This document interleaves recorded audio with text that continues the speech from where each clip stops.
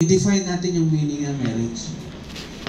A marriage under the Article 1 ng Family Code, sabi niya, marriage is a special contract of permanent union ng male and female na hindi subject sa ating stipulations. Sabi ganun. Pag narinig nyo may special contract, it means may ordinary contract. Yung ordinary contract, ayon sa civil code natin, we can dictate our terms. Pwede natin i-dictate yung gusto natin sa kontrata na tinatawag na ordinary contract. Pag halimbawa may kausap kang engineer, gawin mo to, sige, bayaran mo to. Ganun ang ordinary contract. Sa marriage daw, na special contract, hindi na pwedeng i-dictate yung gusto natin sa marriage. Kung ano man yung pagkakaintindi natin sa marriage o paano tayo tinuruan ng parents natin tungkol sa marriage, lalo na kung hindi na aangkop sa design ng marriage, hindi na siya uubra. Hindi na siya pwedeng dalhin doon sa kontrata. Ano ba mga hindi pwedeng dalhin sa kontrata? Yung mga bagay na nagpapasaya sa sarili natin. Kasi nga ang intensyon ng marriage ay para pasayahin yung asawa. Naintindihan niyo? Kasi nga, tapos na natin pasayahin yung sarili natin. Nung tayo ay binatog na lalo pa. So now na pumasok na tayo sa marriage, ang sabi ng batas, ikaw na magpapasaya sa kanya. Vice versa, ikaw na din magpapasaya sa kanya. Kaya sa lahat ng iisipin, gagawin at sasabihin natin, ay walang iba kundi magiging masaya ba yung asawa ko dito kapag sinabi ko to? Magiging masaya ba ang aking asawa kapag ginawa ko to? Lagi yung merong first statement na gano'n sa inyong isipan. Okay? Yun po ang tunay na kaulalan ng marriage. Ano pa? Yung mga hindi dapat bitbitin sa marriage. Mga bisyo. Kasi ito yung mga nagpapasaya daw sa ating sarili. Hindi na kailangan daw siya ng marriage. Kasi terms and conditions daw natin yun na hindi na pwedeng bitbitin sa marriage. Bisyo kagaya ng paninigarilyo, pagsusugal, pambababae, o bakit nasama yung paninigarilyo? Kasi iiksi ang buhay natin doon. Di ba? Gugustuhin mo bang mauna, maiwan yung asawa mo? Ang purpose ng marriage ay sabay kayo dapat tumanda. Wala dapat magkakasakit sa inyo. Hindi nyo rin dapat ini-stress ang bawat isa. Kasi ang lahat ng daw sakit, sabi ng mga doktor, nagsimula sa stress. Lahat na sakit. Yung mga natutulog na sakit na minana natin, 4 generations backwards, sabi ng mga doktor, magigising dahil sa stress. Kaya, huwag niyo paniwalaan yung sinasabi ng mga tao na, ibang tao na, laging may stress sa marriage. Huwag niyo paniwalaan yun.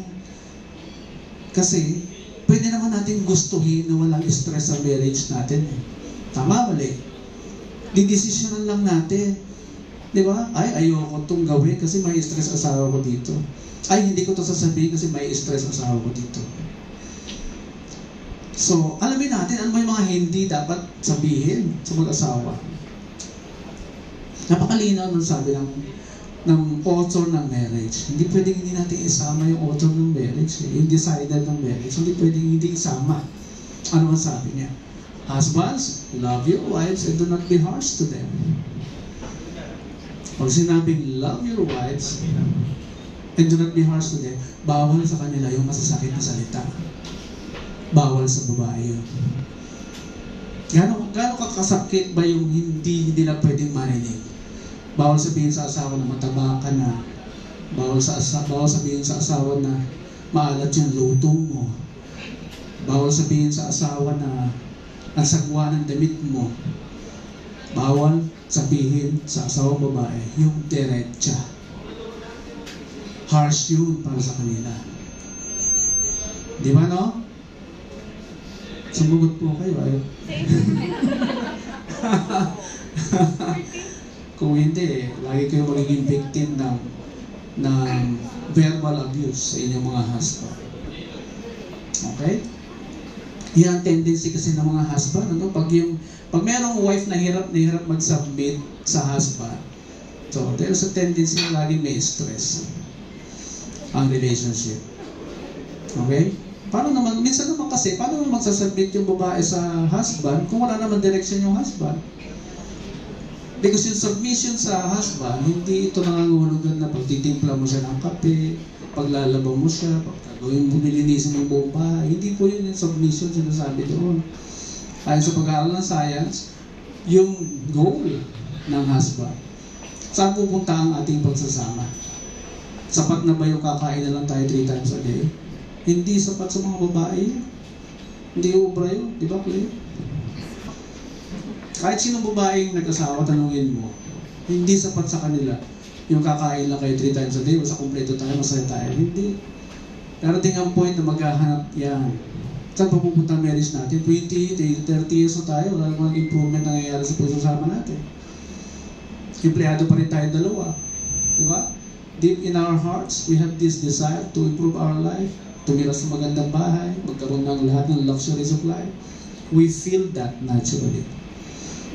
Kapag hindi nangyayari, hindi nagaganap yan, something is wrong. Pinag-aralan na po sa Amerika na ang lahat po na nag-asawang ginagawa ang tama, umuunlad ang buhay. Yan po ang benefits ng marriage. Nangyayari din po sa amin yan, sa aming mag-asawa. Umuunlad ang aming buhay. Dahil pinili namin gawin ang tama. Hindi ko ini-stress yung asawa ko. Hindi ko nagsasalita ng mga bagay na masasaktan siya. Ganon din siya. Lagi niya ako nilirespeto. Yun ang number 1 pangailangan ng lalaki. So kanina bawal maging harsh sa babae. Ngayon, ano naman bawal sa husband? Bawal insultuhin ang husband. Bawal sabihin sa husband na mas malaki sahod ko sa'yo. Bawal na bawal yun. Hindi kikibo ang husband, pero di kakakausapin niya. Sundan mo pa ng, nag-shopping ako kasi hindi mo kayang bilhin to eh. Binili ko na, may pera naman ako. Insulto yun sa husband. Tapos sinagod-sagod mo rin. Kasi ang feeling mo, pantay kayo, kaya lalabanan mo yung husband mo. Huwag ganun. Ha? Kaya taas ang domestic violence natin eh. Because hindi naiintindihan ng mga kababaihan yung number 1 need ng kanyang husband, which is respeto. Ayaw kasi natin paniwalaan. Respeto ang kailangan ng husband. Sila, anong kailangan? Love. At alam niyo ba kung paano i-spell ng babae yung love? A-F-F-E-C-T-I-O-N. Affection. Gusto nila, lagi silang tinatouch. Ine-embrace. Niyayapos. Kapag hindi mo ginagawa yun, Raya, marami siyang iisipin na negative. Oo, lalo pag di mo sinasabi yung I love you araw-araw, yung every other day lang, or once a week mo lang sabihin, mag-iisip sila ng negative. Because they need that. Alam mo kung saan galing yun? Yung ganong feeling nila. Galing sa natural design natin bilang human being. Nagdesisyon ka mag-asawa, galing yan sa katawan mo. Lumabas sa katawan mo. Kaya nga hindi ginawa yung babae sa lupa eh. Ginawa niya sa tadyang ng lalaki. At dahil galing sa katawan mo yan, nagdesisyon ka, sa iyong simula ang marriage, lahat ng pangailangan niya, sagot mo. Kaya nga may feeling sila na pag pera mo lang. Pag pera niya, pera mo din. Diba? And I don't blame you for that. That is natural. Kasi every woman daw is a man's baby. That's why they feel like a baby. Kasi laging nurture. Protection na, inaalagaan. Bawal pa iyakin. So, bawal gutumin. Lahat. Because they are our baby. Now, naintindihan nyo na. Yun ang design ng Diyos sa atin eh. And the more you understand that, the more you know how to handle each other. Mapabawasan yung galit mo kapag hingi siya ng pera. Maintindihan mo na. Diba? May sikreto ko sabihin sa'yo. Kapag lagi mo siyang binibigyan ng pera, lagi ibabalik ni Lord yan. Oo. Oo, husbands, bigyan lagi yung pera ang wife niyo. Lagi papalitan ni Lord yan. The more you are generous to your wife, the more lagi kayo be-bless. It's happening to me, personally. Kasi yung importante sa husband yung connected sa Diyos eh. Kapag connected ka sa Diyos, you're safe. Pag ang husband na hindi kilala ang Diyos, is a dangerous husband. Wala pang blessing, hirap na hirap. So pag connected ka, nabibigyan ka ng direksyon para gumawa ng pera. So from God, bibigyan ka ng pera, papunta doon, papunta sa mga bata. Ganoon ang sequence ng pera. So, the more you give, the more you are blessed. Try mo, pag may try ka. Very good. Na-prove mo na rin, di ba? Yung mga husband yan, sundan nyo lang. Yung sikreto na yan. It works, really works. So, hindi po yan, yung mga rules na sinabi ko, hindi po yan optional. Hindi rin yan suggestion. It's natural law. At the moment, hindi po sinunod, merong built-in punishment. Pag sinunod mo, may built-in blessings. Okay? Makikita nyo, less stress, hindi kayo lagi magtatalo because lagi mo siya nire-respeto, tapos lagi mo siya minamahal.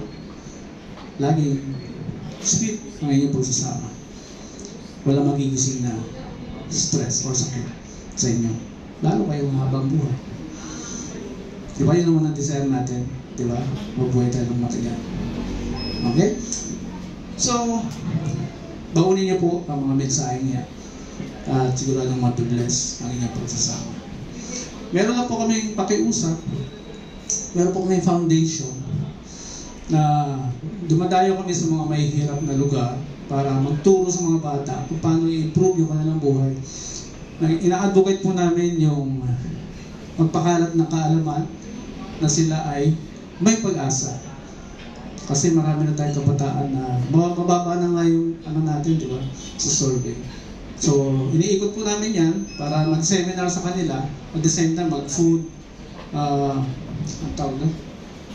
Nagpapa-food, kami.